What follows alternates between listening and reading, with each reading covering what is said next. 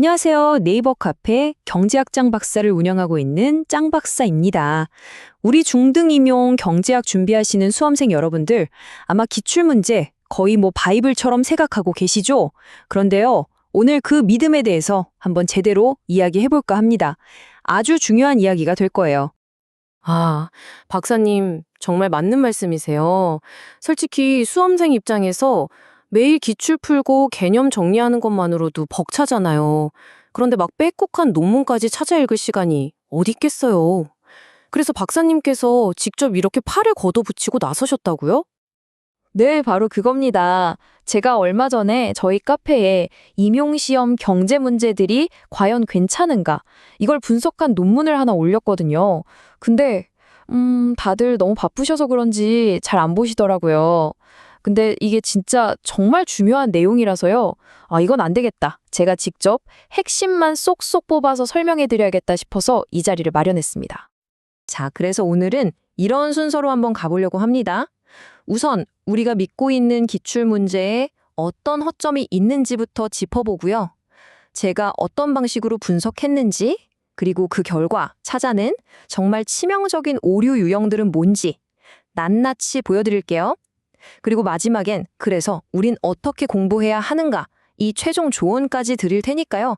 끝까지 집중해주세요. 와, 근데 박사님, 사실 좀 충격적인데요. 아까도 말씀드렸지만 수험생들한테 기출문제는 거의 유일한 지침서, 경전 같은 거잖아요.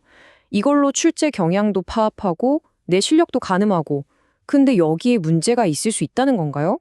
바로 그게 문제의 핵심입니다. 한번 생각해 보세요. 우리가 기출문제를 푸는데 평가원에서 이게 정답이다 하고 공식적으로 발표를 하나요? 안 하죠. 거의 안 합니다. 그럼 우린 뭘 보고 공부하죠?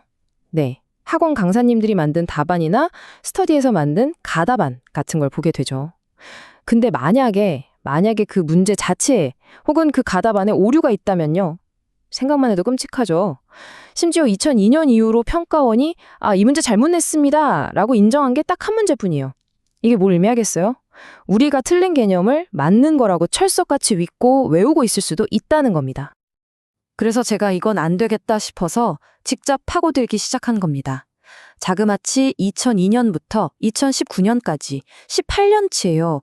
일반 사회, 공동사회에 나왔던 경제 문제 총 105개를 하나하나 다 해보해 봤습니다.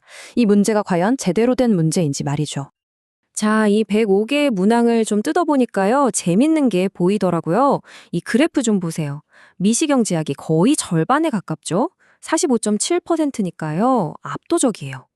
그러니까 임용경제 공부할 때 어디에 힘을 줘야 할지 딱 보이죠.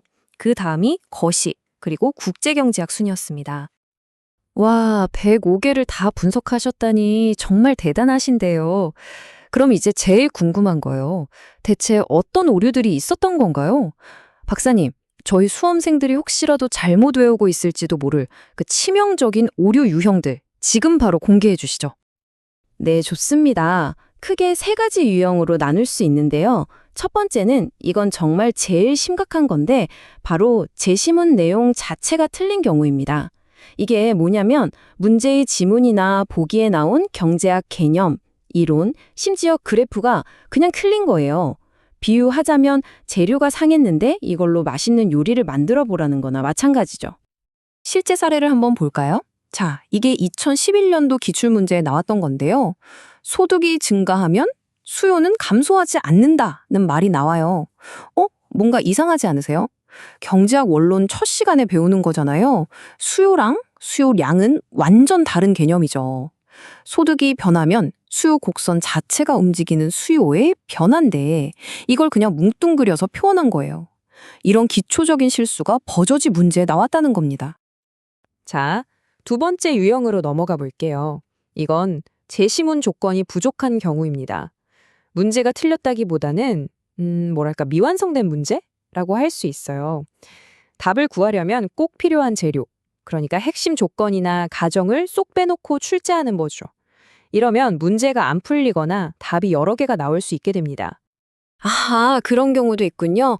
혹시 이것도 실제 사례가 있을까요? 그럼요. 대표적인 게 2017년 서술형 문제예요.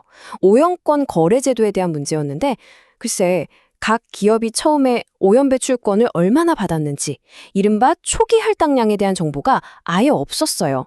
이거 없으면 계산 자체가 성립이 안 되거든요. 아마 시험장에서 이 문제 본 수험생들 정말 멘붕 왔을 겁니다. 뭘로 계산하라는 거지? 하면서요. 그리고 마지막 세 번째, 질문이 이상한 경우입니다. 이건 제시문은 멀쩡해요. 근데 질문이 엉뚱한 거죠. 제시문에서 A를 설명해 놓고 질문은 B에 대해 묻는다거나 아니면 특정 학파의 관점, 예를 들어 케인즈 학파로 보느냐, 고전 학파로 보느냐에 따라서 답이 확 달라지는 그런 문제들 말입니다. 놀랍게도 제가 분석해보니 이 유형의 오류가 제일 많았어요. 이야, 듣고 보니 정말 생각보다 문제가 심각한데요. 제시문 자체가 틀리고 조건이 빠지고 질문도 이상하고. 그럼 도대체 박사님, 전체 문제 중에 이런 문제 있는 문항이 대체 얼마나 됐던 건가요? 결과가 너무 궁금해지네요.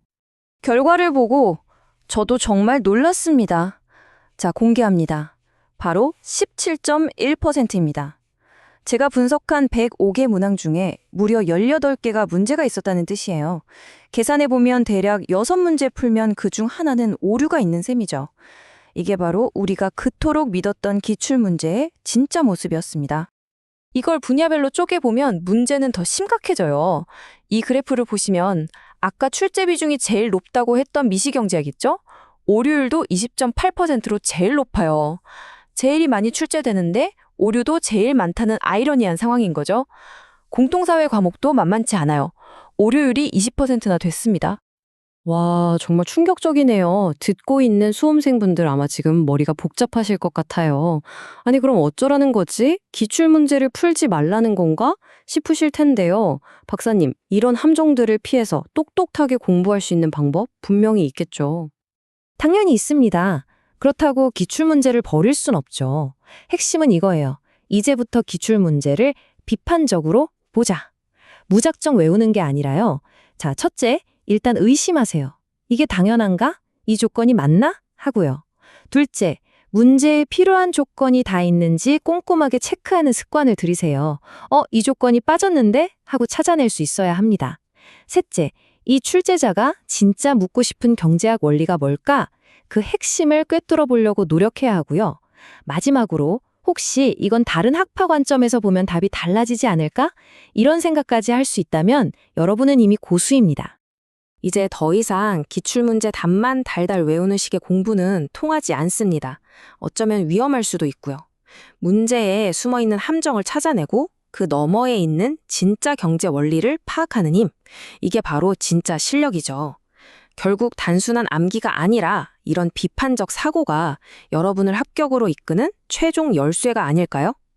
오늘 내용에 대해 더 궁금한 점이 있거나 함께 토론하고 싶은 분들은 언제든지 저희 네이버 카페 경제학장 박사로 놀러오세요. 기다리고 있겠습니다.